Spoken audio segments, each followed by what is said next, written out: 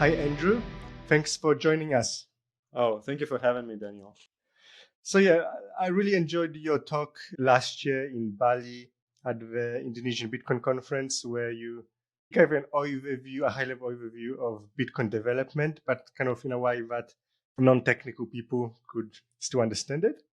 So, yeah, you were nice enough to kind of join us to do that talk over here. But before we get into that, I just want to ask you a little bit about yourself. Like, who are you and what's your involvement in Bitcoin?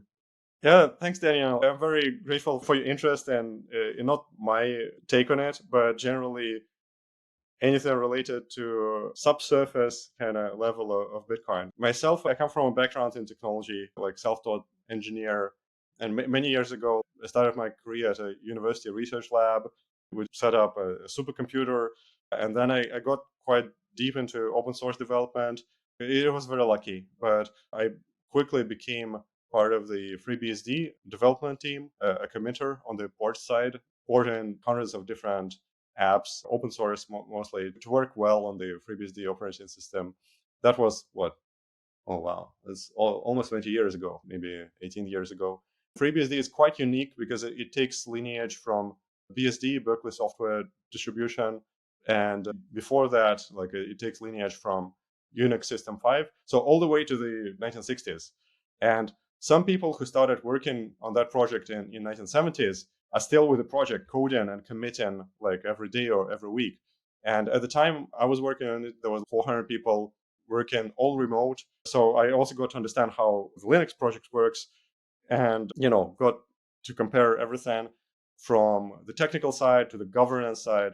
So later on, I joined a startup as a founding CTO, did that for a few years, then slowly moved to the business and product side. And after that first startup, that was like around 10 years ago, helped some smaller projects. And fast forward to 2017, I helped co-found a hardware wallet company, Tangem, which is still doing great. It's actually finally reached a hockey stick growth. All the numbers are private between hardware wallet companies in terms of revenue and finances. It looks like sales-wise, Tangem is now the second in the world after Ledger, and it's not a Bitcoin-only wallet. So, and I'm not, I'm still co-founder, but I stepped away from operations a couple of years ago to focus myself more uh, on Bitcoin technologies, the protocol, the maybe some custodial strategies. So I would currently describe myself as a, let's say, part-time self-funded researcher into Bitcoin code and protocol. So as a disclaimer, I'm not a Bitcoin developer, like strictly speaking. I'm not part of the BitcoinCore development team. One question I often get from people who don't know much about Bitcoin, they ask, oh, is there anything happening with Bitcoin development still? Can you maybe explain? Yes, it seems there's a lot happening with Bitcoin development. When people think about Bitcoin, I think most people think about Bitcoin as a concept. So when you hear Michael Saylor or Jack Dorsey talk about Bitcoin, it's a concept, it's an idea, it's extremely strong. And, most of the discussion, they start and stop there because you already have very strong assumptions that it's 21 million, is like very strong consensus. It's unhackable, game theory, all those claims and assumptions. And just statistically, most people don't get past that into like what's behind the scenes, what's behind the curtain. There are some more technical people. Some of them are very well known. Yours is one of the developers behind Bitcoin, and he gives talks at some conferences from time to time. And he wrote a book, Bitcoin in Progress. Wonderful book because it exposes Bitcoin as a project that is living, but also imperfect. So a lot to work on. A lot of mistakes have been done and fixed during Bitcoin development. And if the trend continues, more mistakes will be made and hopefully fixed without too much trouble. There's Jameson Lopp, who does a lot of very good research, independent research, and talks on Bitcoin. He goes deeper into the technicals, but always presents it in a very understandable way. And then the third type of people, which I highlight, like maybe Balaji and Vitalik Buterin, they treated Bitcoin as an engineering breakthrough, but also a proof of concept. And a proof of concept requires the next step to build like a more mature, featureful, sustainable system. Balaji is also bullish on Bitcoin, but he's very interested and he publishes a lot of thoughts on other Web3 projects. So for me, there's like three ways to take Bitcoin. There's like an idea, a concept, then there's like engineering take, and then there's a take where, okay, Bitcoin was interesting, but we need to build something better. When you ask, is anyone working on Bitcoin? I think we're kind of in the middle. When you learn about Bitcoin, you're like, okay, what is it? And it's a system. So most people heard about the Bitcoin white paper that came out. It was written and published in 2008 and 9 by Satoshi. Not many people know that it actually doesn't define much of the protocol. It defines very high level. It's only 9 pages long. So the code from 2009, the original Bitcoin code that was done by Satoshi and what is now many years later is known as BitcoinCore. And fortunately, many more parts of the protocol that were defined later, both during the time that Satoshi was still with us under his original nickname and after he left, a lot of extensions. You probably heard about SegWit, Taproot, many other details were added. Those were properly defined in what is called BIPs, Bitcoin Improvement Proposals. They are modeled on improvement proposals from other open source projects. Because again, by the time Bitcoin appeared, the open source culture has been almost more than half a century old. So there was a lot to borrow from other projects. I just want to ask you, Andrew, that Yeah. that documentation that you were referring to, is that kind of meant to be more as actual documentation, or is this supposed to be a protocol specification where this is the source of truth, or is the source of truth the Bitcoin code? Yeah, so currently that's the problem. Currently, the BitcoinCore code is the source of truth. Or you can argue, okay, the source of truth is actually the consensus between developers that are working on it that are very vaguely defined because there's technically dozens of people working on Bitcoin. And we have the network consensus well defined in the code. At least, most people agree it's well defined, right? Like the longest chain with the most amount of proof of work is the correct one, and some many more like technical rules to that, but it's well defined. But the consensus behind that, the consensus of developers that work on that code every day and can introduce hard forks, soft forks, SegWit, Taproot, many other things, they get to decide the block size. That consensus, we don't know how to. There are some mechanisms that the Bitcoin community tried over the years. Some of them have technical aspects, but generally it's just a political. You can say it's a political process, and that's where the illusion of perfection can start to suffer. You suddenly realize, okay, yes, Bitcoin as a concept, it's ideal, it's perfect, but Bitcoin as a living thing in the real world, developed by live human beings that have interests, obligations, and they are vulnerable actually to potentially outside interference, positive and negative. That is real, and that actually defines what we use every day. And you're not, as a user, if you don't run a full node, you're not isolated from it. I just want to also explain to people why it's so different than other protocols like the internet, where in Bitcoin, the actual implementation, the Bitcoin core software, that's the rules of the Bitcoin protocol. The reason that is because unlike something like the internet, you need consensus in Bitcoin. And if you don't have that consensus, you're just going to have a split chain where you have essentially two coins if you don't have consensus. So in the internet, if somebody doesn't implement the protocol correctly as given by the documentation, that's not a big deal. Somebody doesn't implement the protocol correctly, and it just means maybe we can't communicate temporarily until we figure out what's going wrong and we fix it, and then we can communicate on the internet. No big deal. But in Bitcoin, if consensus between the nodes does not match, we're going to start actually having two different coins. And then it becomes, well, which coin is the real coin. Basically, we get a split of Bitcoin I and Bitcoin B, and it's very problematic. So that's why we actually need that consensus. That's why it's hard to implement a kind of documentation, because if you have documentation and people implement it, if there's a slight tiny difference, even a slight tiny difference in the actual implementation, it could cause that chain split. So that's why in Bitcoin we had the actual implementation, the code being the documentation. That's true. The cost of mistakes in Bitcoin or any system that handles mission critical things is very high. The thing is, like, there are two problems with that. One is the code of BitcoinCore has been exploding in size. So while Satoshi was still there, it was just growing maybe linearly, very conservatively, and there was a ton of development during Satoshi's time from multiple people, and they found a lot of bugs, they fixed them, and yet through all those early years, it was obvious that Bitcoin code was always meant as a proof of concept. It was meant to demonstrate or even experiment to try out the concept. Can it survive in the real world? Is it interesting to anyone?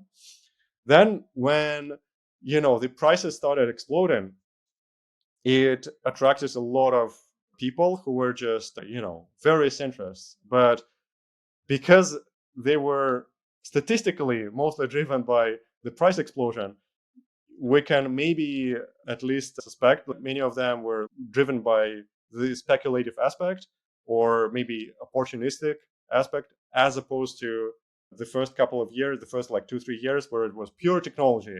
It was too worthless to be interesting from a monetary perspective. I was comparing BitcoinCore to other mature open source projects like Postgres or Linux, and it's fascinating how Bitcoin is the only kind of significant project where you can trace the cadence of development to the cycles, to the halving cycles. And I was just thinking about it yesterday. I realized Bitcoin is the only open source project that codifies how many people will work on this code base. Is the only code base that codifies how many people will work on it in itself, because it has the halving mechanism in the code. That halving mechanism kind of affects the value, and that value attracts more developers, and those developers create more code.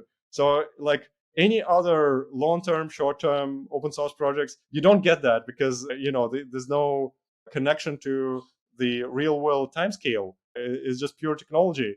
But with Bitcoin Core, it defines connection to real world time, and that affects how many people. So it's kind of fascinating. I'll describe that chart. So basically, you're right. So Andrew showed us a chart of Bitcoin development over the last 10 years, and you can see it kind of resembles the Bitcoin price chart. When there's a peak in the Bitcoin price, there's actually a peak in Bitcoin development also. And then kind of like falls off. When the price falls off, Bitcoin development also falls off a bit. So that's interesting. For other projects like in Postgres, you can see kind of annual peaks, I guess, because in northern countries, in winter time, people have a little more time to sit at home and code. Maybe for Linux, something similar. But the thing about that is the code exploded in size. So I know that a lot of the code in the main repository that you can find on GitHub under github/bitcoin/bitcoin, normally the more code you have, the more bugs you have, the more problems you have. So a lot of experienced engineers, they prefer less code, and they prefer to remove code as opposed to add it. With Bitcoin, the growth of that code was astonishing over the past decade, but a lot of that code is tests. So it's not the main node that you're running, but tests that help it be more well tested automatically, like unit tests, integration tests. A lot of that code is the graphical user interface. When Satoshi launched the first Bitcoin version, it was only meant to run on Windows. And running on Windows, you kind of expect as a user to have a user interface. So he coded a very simple front end in a technology called WX widgets, I think, which got later replaced with Qt. GUI, graphical user interfaces, tend to take up a lot of lines of code. and it just ballooned. So this chart we're looking at is just almost exponential growth in a metric called lines of code count. Again, it's not very deep and accurate. So when Satoshi was starting the project, the lines of code was, I think when he published, it was maybe 10, 20,000 lines of code. And he did that over 18 months, according to himself. But late last year, it was already over 700 lines of code. We're nearing 1 million lines of code. And there's a rule in software engineering that usually the number of bugs per line of code stays roughly constant. So it means if you go from 10,000 to 700,000, maybe you have 70 times more bugs in absolute numbers. And again, of course, a lot of that code is not critical. Take it with a grain of salt, but it's still a huge problem. Keep in mind that we don't have a written protocol spec. So technically, the only way to kind of fully learn and verify the current state of Bitcoin protocol is to go into this code. And yes, you can ignore big parts of it, but it's still growing super fast. It's growing faster than anyone can read and understand it. And in a previous talk, I think I put out this maxim that it's like, you know about block size limitation, right? That is, as long as the block size stays limited, it can run on tens of thousands of computers around the world. That makes the network resilient. If we start growing the block size, then it becomes more difficult for many people to run. So like the blockchain will not fit in many cheaper computers, and it's a problem. And I think that is an amazing feature of Bitcoin, that it's easy to run for tens of thousands of people, even like millions of people. But to me, what's even more important potentially is that the technical complexity of Bitcoin has to be understandable to a human. It has to fit in a human brain. Because if we lose that, if nobody can say they can understand the fundamentals of Bitcoin anymore, and even more importantly, go into the code and verify that, then that's it. Like, I mean, game over. And I could argue that by some metric, we already lost that game or losing that game. And here we look at another quick chart, which graphs, which charts the market share of different Bitcoin nodes.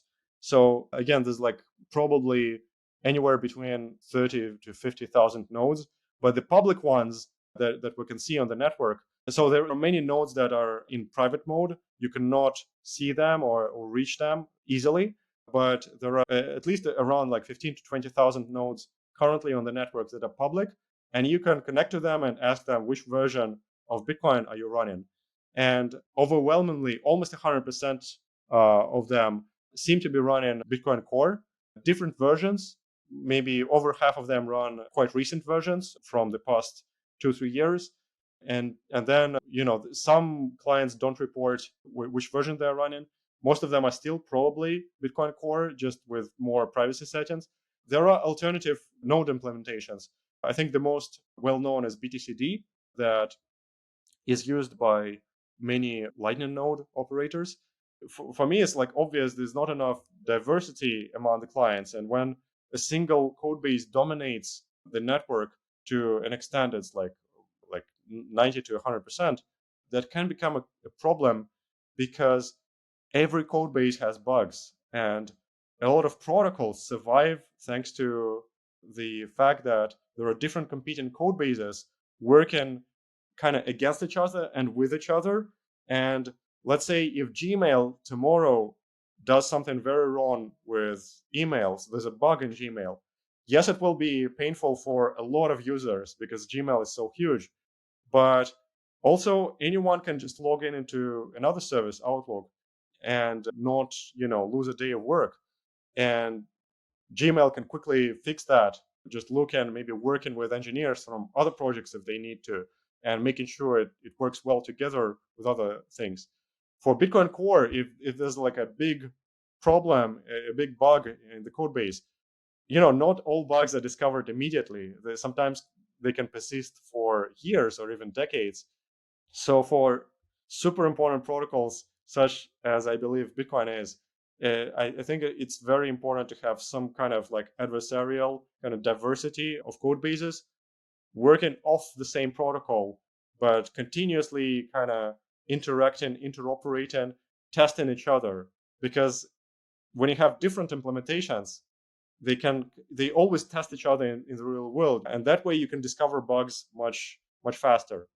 There are actually different attempts to re-implement Bitcoin, like full node, re-implement Bitcoin protocol from scratch in different languages. So BTCD is maybe the most popular. There's about a dozen other projects. Unfortunately, most of them are not very well maintained. I'll give you an example. When Coinbase, the company, got started, when was it, like 2010, I think, or what, 11, 12? I don't even remember the year, but very early on, they actually started implementing their own Bitcoin node based on Postgres, which to me kind of makes sense because Bitcoin is a database, and you can. So it's very tempting to try to re-implement it using a real world kind of very mature database such as Postgres. And they named it Toshi. And then 2014 happened, like all the hype and everything. They just somehow just gave up on that effort. And I see a big spike of attempts to implement full node around 2014. I believe one of the reasons they dropped that at the time was because they found a lot of bugs in it, a lot of incompatibility with actual Bitcoin Core. And so I guess it was harder than they expected. So that might be why they dropped it. But I don't know. Yeah. Of course. Then the original Bitcoin core code was much smaller, and the protocol was smaller. There was no taproot at the time they started it. I think there was no SegWit even, so it was relatively much easier to re-implement Bitcoin. Today, it's much harder. It's still possible. It makes you wonder. Yeah, of course, it's difficult, but it makes you wonder what's with the, let's say, industry, or what's with the system that lacks incentives to produce good implementations of the protocol, or enough incentives to handle the complexity of the protocol. Maybe that's part of the equation. Is on one hand is incentives, but the other part is the complexity of the protocol. It's not just the code of Bitcoin Core is growing, but the tightly coupled complexity of the protocol.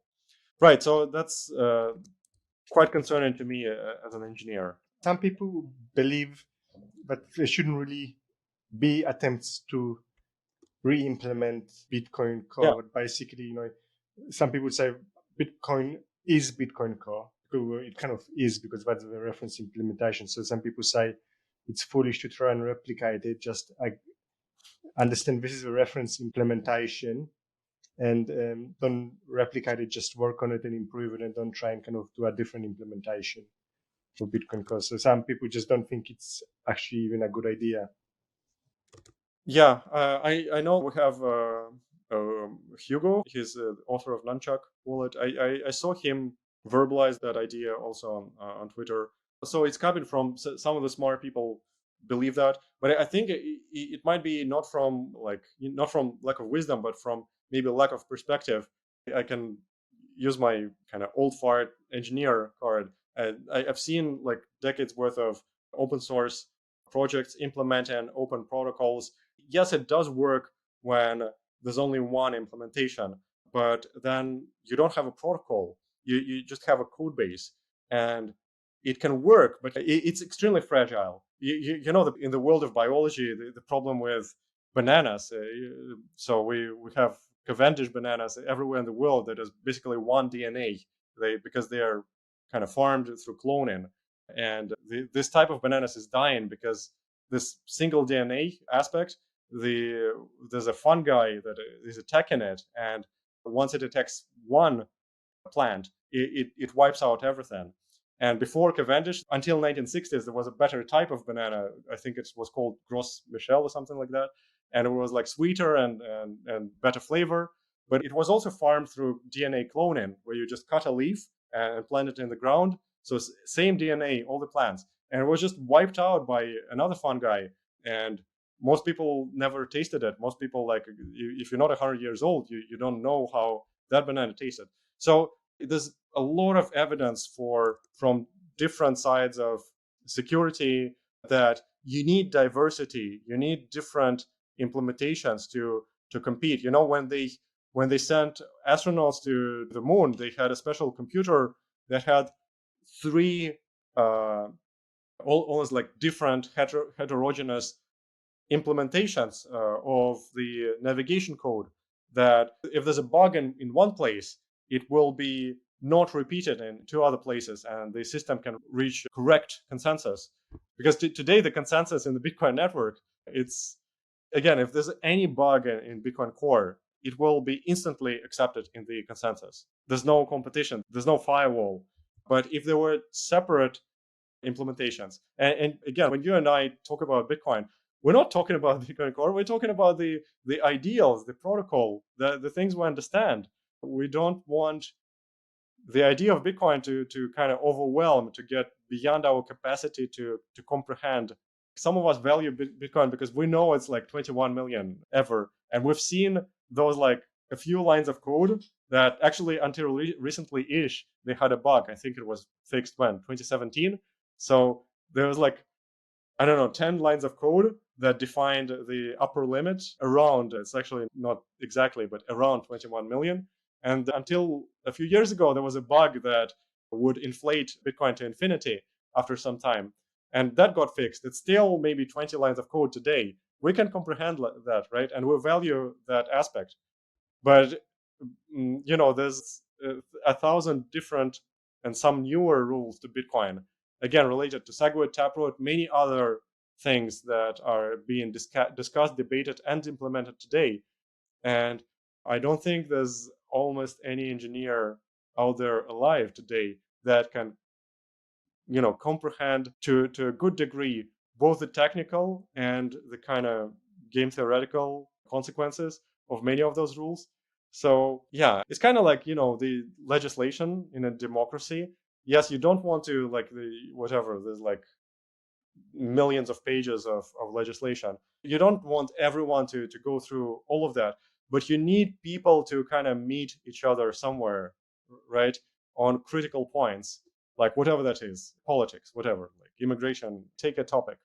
You need people to understand, to be able to comprehend it, to debate and reach consensus and feel safe in their country, territory, whatever city. If you lose that if you give up on that completely and say, okay, we understand a couple of things, the rest leave it to the wizards, and we'll never be able to understand that. Is that still Bitcoin, or is that Bitcoin plus? I don't know. What do you think?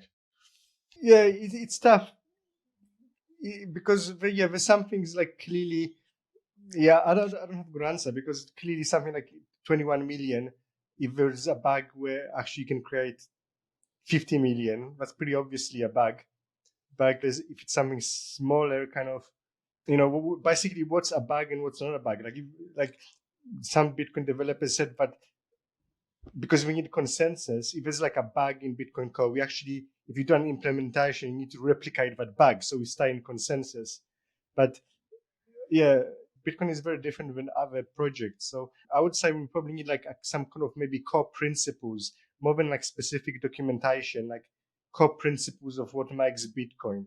And, if an implementation needs to adhere to the core principles, like the core principle is 21 million Bitcoin.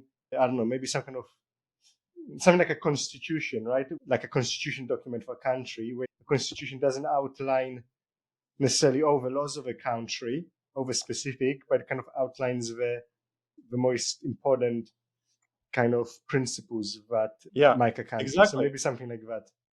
So it's like a hierarchy, right? But even like take Constitution of the United States and the amendments, they're clearly written, but even they require interpretation, and they require the Supreme Court. I don't remember the exact terms, but there are people who take it more literally, the letter of the Constitution. There are people who take it more in the spirit of it. Some people do both or neither. So all of it it's human. It's code is law. It's a very tricky notion. It's still people that run the code. They choose which code to run. They choose which version to run. Like you choose which Bitcoin core version to run, and nobody can force you. And it's open source. You can actually tweak it before starting the code. You can go in and maybe on your node, you remove the 21 million, it wouldn't change much because you're not a huge miner, right? But anything goes. Even if we adhere to this code as law, then it's a problem of code bloat, because it used to be something maybe incomplete but quite readable to an experienced C++ coder. But today it's just incomprehensible, with the exceptions of some central parts. But it becomes more and more incomprehensible because the complexity is exploding. And a lot of the complexity is just a little bit ridiculous. Until last year, actually, there was this leadership position, like semi-formally defined in the Bitcoin project. And famously, until 2011, it was Satoshi, like just a de facto leader. And then when he was leaving, he left this position to Gavin, and Gavin was there till 2014. And interestingly, uh, both Gavin and the next one, Vladimir, it's an informal position. It did carry some weight, like decision making and design. And both Gavin and Vladimir, they left publicly stating disenchantment and dissatisfaction with the direction and the process of Bitcoin development.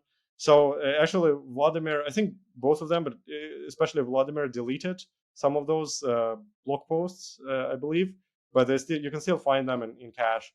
It's a bit disheartening. Like, these people were kind of de facto leaders of the BitcoinCore development process, and they felt kind of compelled to step away for a variety of complicated reasons. Do you know And why since Do you know why Vladimir decided to step away? Like, what did he state? so when you work for many years, for like 10 years, work quite closely with other developers, it's quite a tight bond, especially if you're like good enough to be a leader and diplomatic. You don't want to point finger too much. So he was quite vague. But yeah, I think one of the reasons he actually enumerated was like lack of diversity and the complexity of starting a different code base, something like that. I may be extrapolating a little bit, but definitely a lot of processes around, like, debates and how issues are forced in the community. And even after leaving those positions, they kept participating in discussions on GitHub around issues. GitHub serves as a public forum to discuss and find the best solutions to problems. They keep participating, and you can gauge some of their concerns and maybe dissatisfaction with the shape of those arguments. Maybe he might agree to chat. We should ask him, actually. But it was clear that it wasn't any technical point. It's probably not a personal point, but it's the general kind of shape of the process of development that wears out people who had to carry that responsibility, like psychologically, and they're true engineers. And one thing I love about Gavin is that he was the only significant contributor, engineer behind Bitcoin, who deleted, according to GitHub statistics, deleted more code than contributed. That is rare. That is usually a sign of a very good engineer who refactors things to take less space rather than more. Yeah, and then we don't have a formal leader anymore. And currently, still, we have 5 people that have a privilege of merging pull requests. So they have, like, you could say they have direct access to contribute, to merge new code into Bitcoin. And most of them are quite recent. Like the oldest one, Michael Ford, became a maintainer in 2019, and the rest are 21, 21, 22, 23. So that's another interesting dissimilarity from other open source projects. Like, if you take Postgres, BSD, Linux, like big open source significant projects that carry a lot of value, people in a position of maintainership are usually some of the oldest contributors, because they need to be extremely conservative. They need to preserve the original spirit, and they need to preserve the pace of development, like from getting out of hand. And with Bitcoin, we see kind of a little bit the opposite, right? most of those people are relatively young and or new to the Bitcoin project. Of course, before they became maintainers in the past couple of years, they were contributors for years, but still, many of them are quite new. It's also very easy to see that many of them don't have very deep experience in security or industrial systems development or open source before Bitcoin. So it's very interesting how it works today. If it doesn't generate any questions, like what is being merged today and why is it growing so fast, then it's a problem. And I hope through conversations like this today, we can stoke a little bit more interest for people to just start paying attention a little more, start asking these questions. So I just wanted to ask you something else, Andrew. So there's this concept of ossification, that the Bitcoin protocol ossify. Basically, what we mean by that, we won't have any major changes. And some people think it's good in some ways because it kind of ossifies, it hardens, and it's good enough. It has those network effects, and we can kind of trust it in the future. Do you think Bitcoin ossification is a good thing or not? So it's a tightrope. To give maybe another example is like, let's say Boeing 737. So an airplane design that is kind of ossified because it was first shipped in 1960s, and they try to keep it ossified to make it very easy for the airlines and pilots. But then there are upgrades that are absolutely necessary to stay competitive. And then you have 737 Max, which was initially a disaster that like killed a lot of people. So it's a tightrope for absolutely super critically important mission critical protocols and code bases, absolutely necessary changes versus maximum conservatism. And it should be like purposeful, conscious conservatism rather than incidental ossification. And it does require extremely experienced engineers to guide us to that. Like people who've been through multiple, decade-long cycles of technology development that we currently, I don't think we have among Bitcoin developers. But I do see them in other, like, again, in other very important open source projects, such as like Linux, Postgres. They have people who have been through those cycles, and they know how to guide development to stay on track. But a lot of people, including myself, I would argue there's a lot more code going into Bitcoin, it seems to me, than is absolutely necessary for its like successful operation. And the barrier for the code to be merged is not super high today. I would argue it's not conservative enough yet. So ossification might happen, but not because of that very well-meaning and well thought out, purposeful conservatism. So you think we actually doing too many changes, but we're not ossified enough right now? Okay, so that, in some ways, what kind of actually surprises me, I haven't been keeping exactly up to date with Bitcoin development, and so it seems there's a lot of code changes, but I feel like in terms of getting big changes into Bitcoin, like soft forks, there's like Paul Stork, you might have heard of him, he's trying to get drive chains, like big bips like that. I felt like these kind of big changes seem to be becoming less frequent. So, but you're saying there's actually more code changes. So, yeah, I don't know. What do you think of that?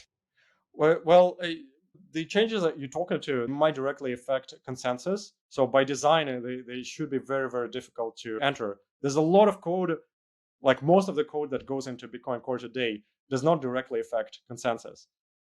It's still a problem though, because every full node runs that code. And if it doesn't directly affect consensus, it doesn't mean it doesn't affect the operation of your node. But speaking of the protocol changes and the forks, it's good that it's very hard for them to happen, because like we really don't want Bitcoin to become a dumping ground for ideas. That's like you can use Ethereum for that. Bitcoin is like by design, it has to be super conservative. I agree. But that's kind of because it's supposed to be money, and we need money to be safe and secure and conservative. So basically, I guess you're saying that there's less changes in the core kind of consensus code, and that's sort of ossified, but the actual code around, like the network code, not consensus code, there's still a lot of changes. Do you think that's Well, a fair ossified is statement? a very tricky, because ossification means like a derivative. So it means like a deceleration of the progress. We don't see that yet. It might be just very slow moving, and But do it's you very think hard to measure. you think there's no deceleration in changes in consensus code? The well, It feels like that to me, to be honest, but I haven't like measured it. But it feels like there's less changes in Taproot consensus. was a massive change, and it got through without much trouble. If you had a very critical mind, you could find a lot of trouble with the complexity that got merged. And before that, SegWit, again, it was like how much politics was merged into Bitcoin, and we actually like increased the block size, right? So to measure the pace, it's not like how many times it changes, it's how big the changes are as well. And some of the changes being considered can be quite massive, and the quality of the debate around that maybe is not as strict and as rigorous as you would think might be required.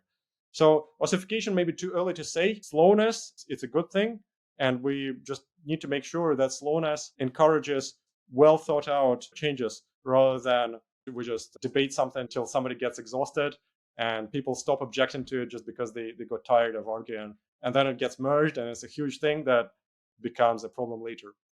I think I agree with you that part of maintaining something is actually cutting code out and simplifying it, and that's kind of why Bitcoin is so good, because it is kind of simple.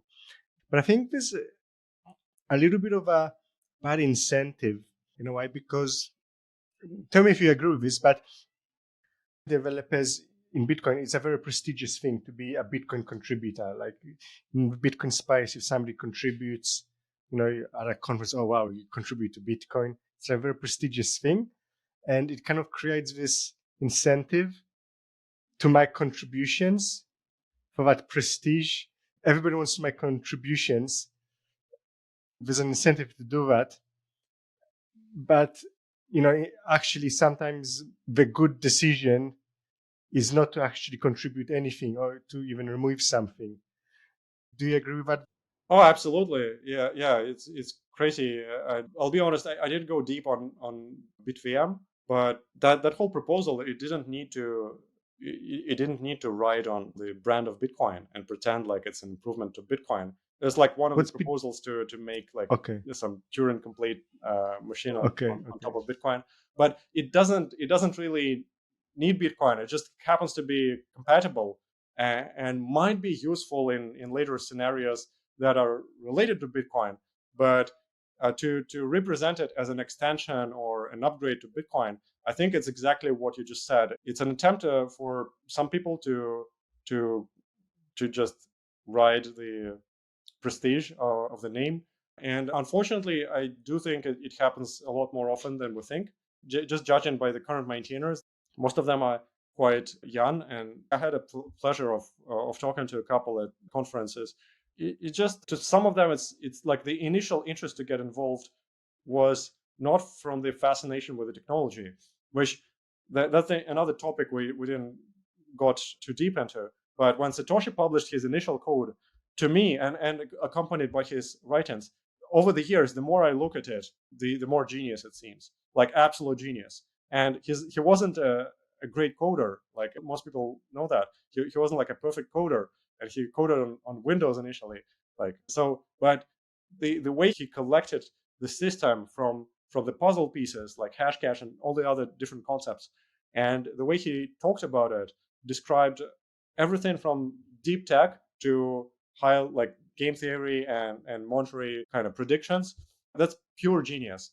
Then after like during his time and after, there were some extremely smart people like Gavin and a few others, Halfini of course, like super smart. And then when you look at the state of things today, there's not a single person who you could say, okay, this is like definitely a genius. Like you can see in Ethereum, there's Vitalik doing his thing, and within the scope of Ethereum, he's the genius there. there are a few super smart people, like Peter Willey, who's working on the deep crypto things, and he's the author of the separate library libsec k1, I think. He's obviously super smart. It's also curious how before Bitcoin he didn't do those things. Like he did, I believe he didn't do much. I guess you're trying to. I guess you're trying to say is somebody who had, but there's nobody who has that kind of authority in Yeah, Bitcoin. The way, for example, Vitalik, he does have actually authority. There's nobody who has. authorities it can Is that it what you can mean? be in technology. Authority often comes from genius, because like engineers love to follow like super smart people, but sometimes it doesn't mean anything, right? Sometimes there's like especially in non-technical projects, there's a very stupid person in charge, and that's fine. But all I'm saying is, like, Bitcoin initially, like, it was a work of genius. Bitcoin today, only the original code of Satoshi is what by now is like, I believe it's less than 1% of BitcoinCore, less than 1%, and 99% is the code by other people, and you could not say any of them are like geniuses of the level of Satoshi. People Correct. come to the project fascinated not with the technology and not with the original genius of Satoshi, but with the brand and the poetry of it, the gospel of Michael Saylor and the CNBC coverage and all that. And they come, okay, how can I kind of, even with the best intentions, how can I be part of it? And we know, on like for not for Bitcoin yet, but for other open source projects, there's a lot of spam going on just for people to gain a kind of contribution count on their GitHub CV, GitHub resume. Thankfully, Bitcoin is still guarding from that, but a more sophisticated level of just benign interest of engineers who come, okay, Bitcoin is a big thing. It's like growing, the value is growing. Maybe I'll be rich if I work on this, or maybe I'll be famous, or maybe I'll feel good about myself. That is a really, really bad incentive that usually is a very negative filter, as opposed to people like very nerdy engineers who really do amazing protocol work, but they're absolutely not interested in the monetary, political side. It's actually a repulsive factor for them. So today, if you go on Hacker News or some other forum with a lot of engineers and nerds, the sentiment regarding Bitcoin is usually on the negative side. It's not. It At some point it was like 80% negative. Today it's maybe 60% negative. But still, there's a lot more smart engineers who dislike most things about Bitcoin. So incentives matter, and incentives are a problem today. You're absolutely correct. And I Yeah. don't have a good solution yet. I know a lot of developers. Like I think Greg Maxwell mentioned something, who was a very early developer, and I think one of the reasons he guy for stepping away a bit from Bitcoin development was that he was constantly having to say no to people. Like people want to make this contribution, and he has to say no, no, no, no, no, no, and it's like people get upset at him because he blocks people write this code and they want to get merged into Bitcoin, but he has to constantly say no. And that's actually kind of, speaking of Vitalik and Ethereum, that's actually kind of also what happened there back in the day in 2010. Vitalik had his own contributions where he wanted to merge into Bitcoin and to make it more like Ethereum, and with good reason it was not accepted because it would impact the decentralization. So people said no to the changes that Vitalik proposed. So he went on to create Ethereum. And I think it was good that they went allowed because, yeah, we wouldn't have that decentralization in Bitcoin that we do. So one last question. In terms of Bitcoin development now, is there some change that you think is interesting to you, or what's kind of happening now in Bitcoin development? What are some things that you think should be done or that people are working on that are kind of interesting? I'm very positively excited about the new effort to finally create a spec, and like authoritative spec that is written in English rather than C++, and finally kind of plugs the gaps in the specification, completes what is written in the BIPs. So that could be very important. That, and if the work on the kernel of BitcoinCore is complete and the kernel is extracted as a small, tiny library that is easy to view for many engineers, So between those two things, the spec and the kernel, these two things, if there's progress made on them, they could enable many more competing nodes to start being developed again. To me, that's absolutely critical. Maybe not even the result, but the attempt. I was just looking at like one developer in Poland doing a competing node implementation in the language Go, full node implementation. And the wealth of understanding of Bitcoin that you gain when you do from scratch implement a full node, it's you cannot get it any other way. Like I tried to do my own, like I tinkered with how do you extract a Bitcoin transaction or even a block from on disk files. And to do that, there's no spec online anywhere. You have to start with like the old wiki that kind of says a little bit about the header format. Then you have to like do more Googling on Stack Overflow where Peter talks about something.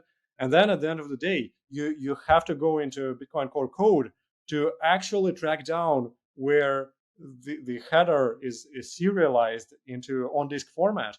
That is insane. There's just no spec. So the only way to implement like parts of Bitcoin, especially if you want to replicate and be compatible with on-disk data file formats, is to go into the actual code. So if we make it easier for people to tinker with Bitcoin and to implement parts or all of the protocol, I think it's extremely important for more people to get into Bitcoin, to understand the protocol. Uh, Ultimately, my hope is there's going to be more implementations, maybe not full, maybe partial, maybe like there will be niche, they won't be widely used, but they will be fully operational, just helping you again connect to the network and track down some potential bugs in the network. We really need that for the protocol, the network, and even Bitcoin Core itself to be successful. Is there anything else you want to mention or maybe promote? I love that we had this conversation. I just want more people to be curious about Bitcoin and not stop at the surface level, because it's attention grabbing, it's inspiring sometimes, but at the end of the day, it's like TikTok. You just waste your time listening to is Bitcoin going up, down. That is not what it's about. I would really love for more people to get a little more curious about the technology, the politics, the behind the scenes, the behind the curtains. And for some of them, it's just a normal positive curiosity. For some other people, including myself, maybe it's more like concern driven. I don't believe the world will end if somehow Bitcoin collapses, but I do believe it's a great piece of technology, and I do think a lot of people will fight against it. And we haven't even started enumerating the types of attacks that will happen. So some people think, okay, they'll ban it, they'll block it from exchanges, something like that. But if there's an intelligence agency that has 15 years to fight it, they will easily start to infiltrate the developer community and maybe slightly guiding it towards somewhere where it can never challenge the fiat system. So yeah, we should be mindful that it's a possibility. Concerned, curious, then good things will happen. Thanks for your time, Andrew, and maybe we'll see each other at a different Bitcoin event. It was good to talk with you, and see you next time. Okay, see you.